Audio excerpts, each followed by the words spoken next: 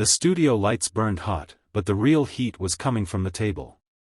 Joy Behar leaned forward, that sly grin curling across her face.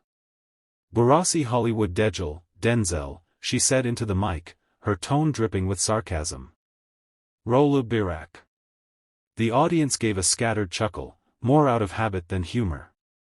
Denzel didn't flinch.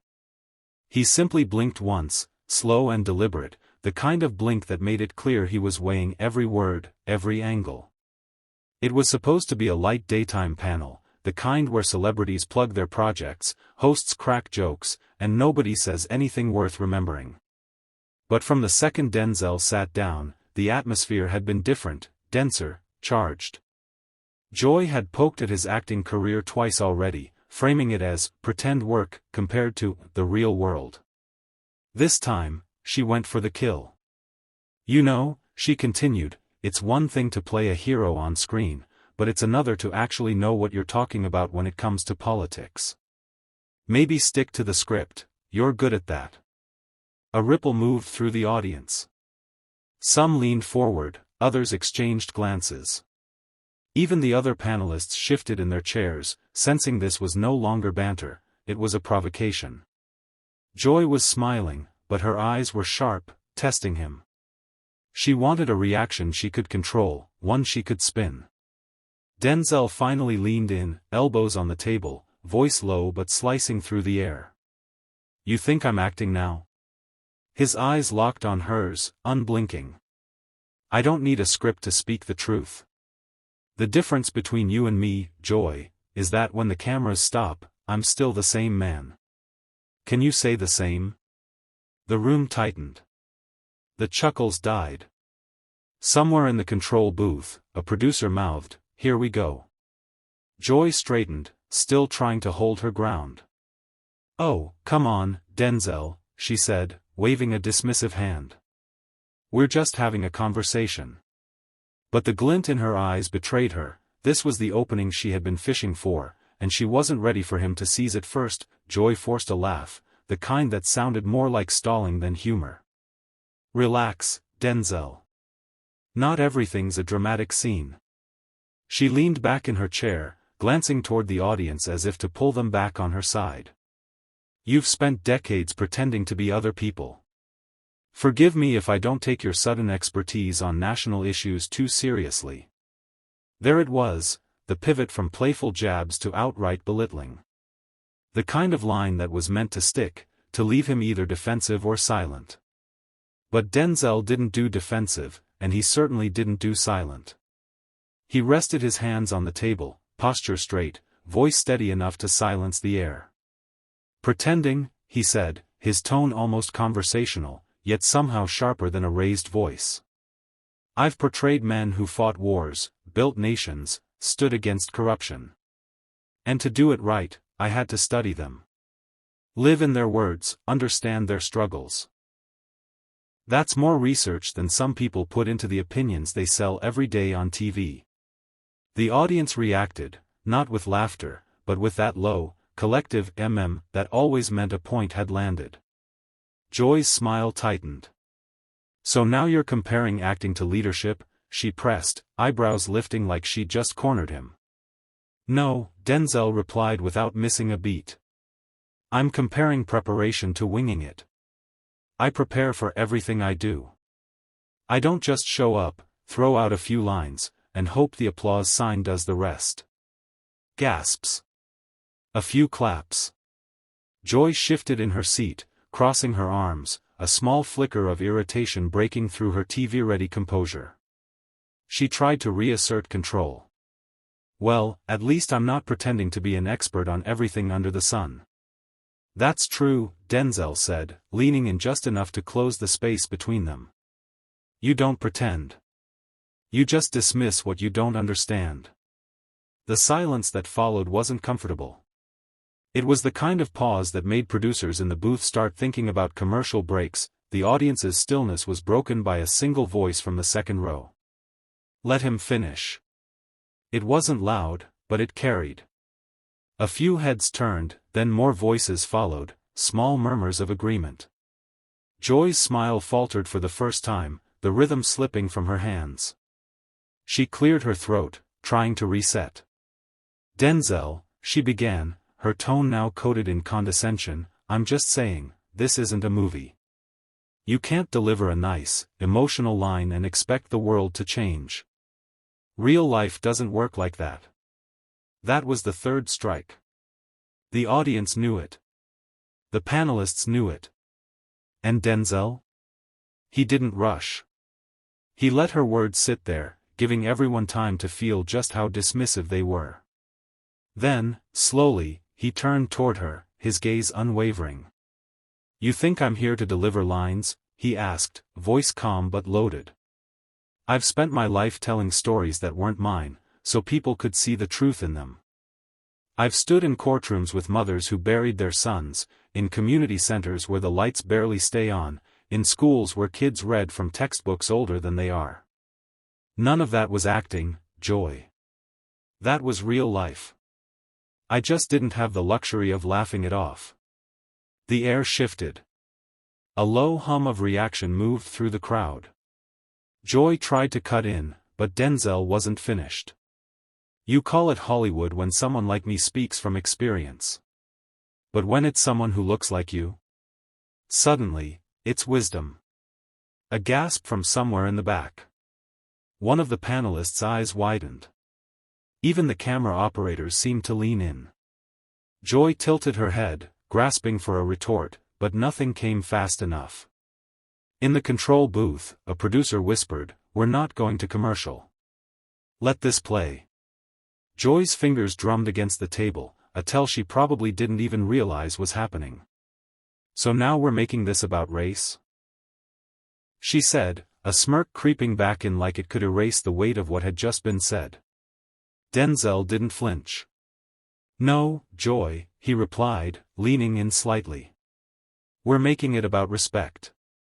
You just happen to have a problem showing it when the person across from you doesn't fit your idea of authority." The audience erupted, not in wild applause, but in that deep, collective reaction that feels heavier than cheers. A few clapped, others murmured agreement. One man in the front row leaned back, shaking his head as if to say she walked right into that one. Joy straightened her shoulders, forcing a laugh. "Well, excuse me for having an opinion. I thought that's what we do here, challenge ideas." "You confuse challenging ideas with belittling people," Denzel shot back, his voice still calm, but every syllable cutting clean. "You want to talk about challenge? Let's talk about the challenge of telling the truth without hiding behind a punchline. Let's talk about standing in front of a camera without needing to turn someone's story into a prop for a laugh." That landed hard. Even the panelist to Joy's left, a veteran talk show host, shifted uncomfortably in his seat.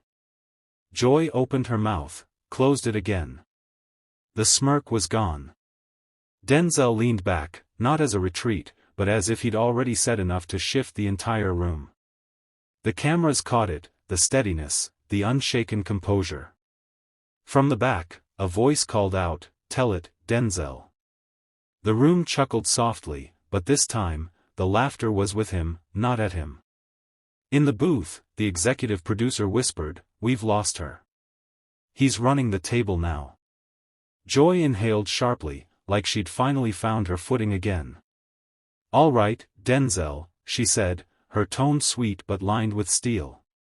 "If you're so grounded in reality, tell me, what exactly qualifies an actor to speak on the country's biggest problems? I mean, aside from memorizing scripts and pretending to be other people for a living." The crowd reacted, gasps, a few uneasy laughs. She'd gone for the jugular, hoping this would be the blow that rattled him. Denzel didn't even blink. He let the noise settle before leaning forward, elbows on the table. "You want to talk about qualifications?" His voice was measured, the kind that forces people to lean in. "I've spent 40 years studying the human condition. Not in books, not in theory, in real neighborhoods, in real communities, sitting with real people whose names will never trend. I've seen what works. I've seen what breaks. And I've had the privilege of a platform big enough to tell those stories so they can't be ignored." Joy tried to interject, but he didn't give her the chance. See, you think acting is pretending. But great acting, the kind I've dedicated my life to, means listening without judgment, understanding perspectives that aren't your own, and speaking truths that make people uncomfortable. That's not make-believe, Joy. That's leadership without a title. A murmur rippled through the audience, low, approving. One woman in the third row whispered to the man beside her, "That's it. That's the point." Joy tilted her head, eyes narrowing, but Denzel delivered the final turn. So, if you're asking what qualifies me, it's the same thing that qualifies anyone here to have a voice, life experience, empathy, and the courage to use both. The difference? I don't hide mine behind a smirk. The audience broke, applause, nods, even a few cheers. Joy's lips parted like she had something to say, but the moment was gone. The tide had turned. In the booth, a voice muttered over comms, "He just closed the door on her." Joy shifted in her chair, her practiced TV poise starting to fray. She glanced toward the audience, maybe hoping to find a few allies, but the energy in the room had already shifted.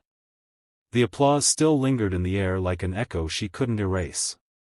Denzel let the noise fade before speaking again, his tone softer now but somehow even more commanding. "Here's the thing, Joy, when people come on shows like this, they know they're stepping into a space built for entertainment. I get that. But when you use that space to strip away someone's credibility before they've even spoken, you're not informing people. You're conditioning them not to listen." That line hit like a slow wave. You could see it in the faces of the audience, quiet nods, eyes fixed on him.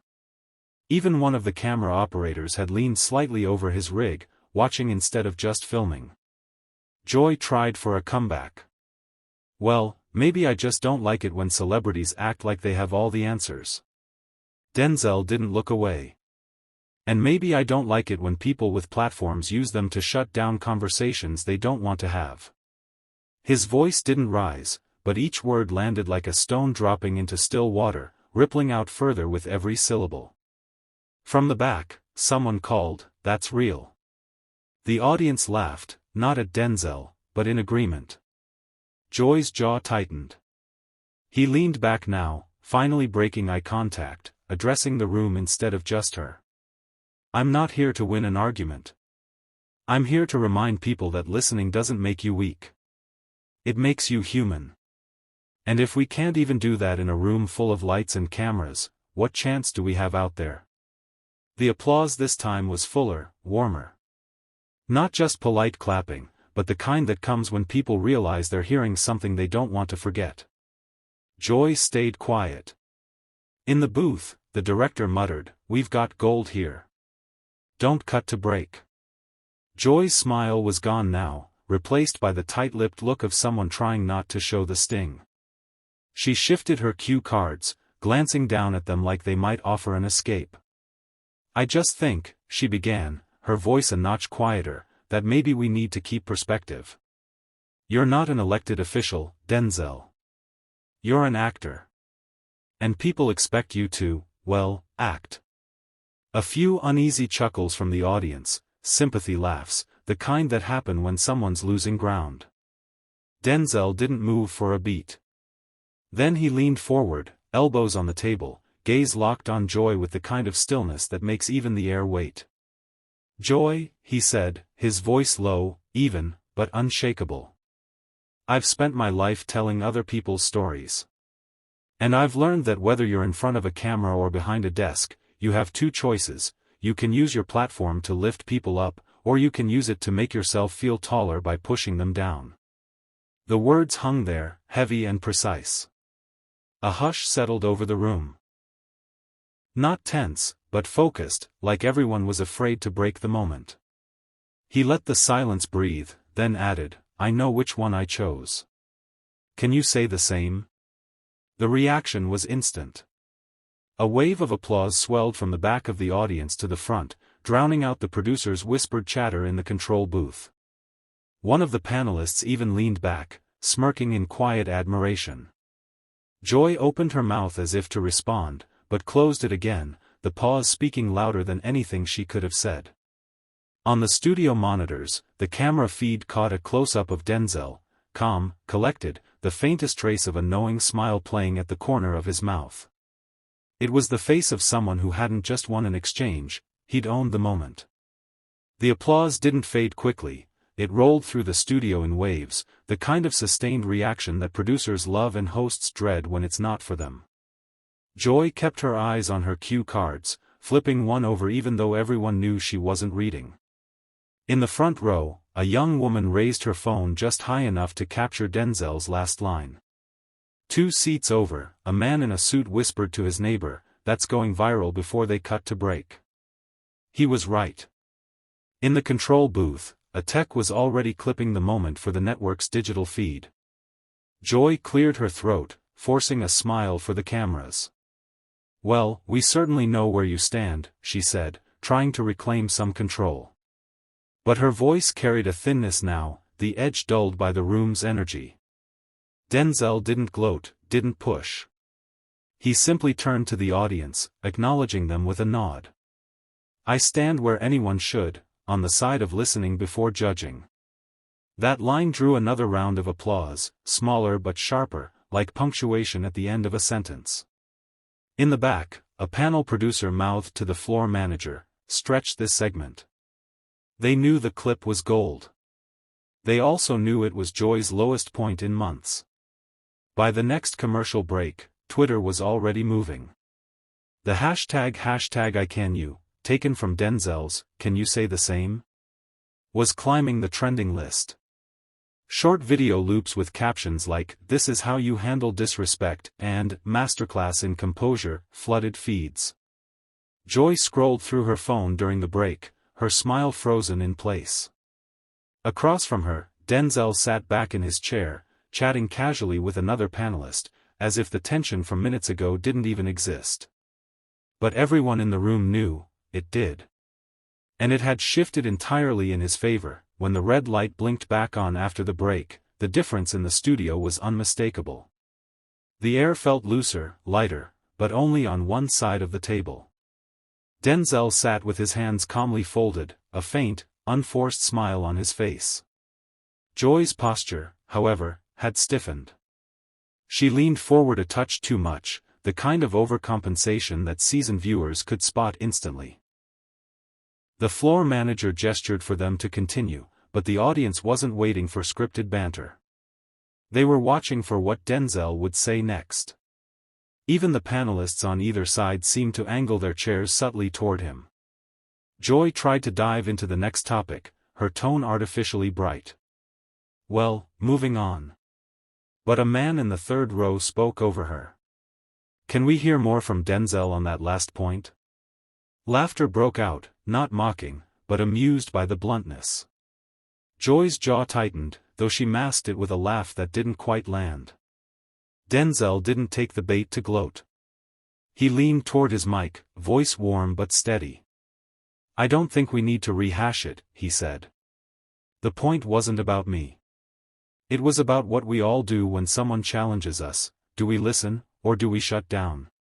A murmur of agreement rolled through the audience. Joy shifted in her chair again. "That's a nice sentiment," she said quickly, "but in the real world, sometimes you have to cut through the noise." Denzel's gaze met hers, steady. "The trick is knowing the difference between noise and a voice you just don't want to hear." It was surgical, no raised tone, no grand theatrics, just precision. And it landed harder than anything else that day. From the control booth, a producer whispered into his headset, "She's done. Wrap it with him." The moderator glanced at the clock, knowing they had less than a minute left. "Denzel," he said, "any final thought before we close?" Denzel took a slow breath, his gaze sweeping briefly over the audience before settling back on Joy. "Yeah," he said calmly. "I think we forget, sometimes, that these conversations aren't about who talks the loudest, or who gets the last laugh. They're about whether we walk away understanding each other just a little more than when we started." Joy smiled tightly, saying nothing. The room was quiet, waiting. And if I can leave you with anything, Denzel continued, it's this: respect isn't something you hand out only to people who agree with you. It's something you hold on to, even when it's hard. Especially when it's hard. The words seemed to hang in the air, unhurried, like they belonged there. Then he turned slightly toward Joy, his tone unchanged but unmistakable.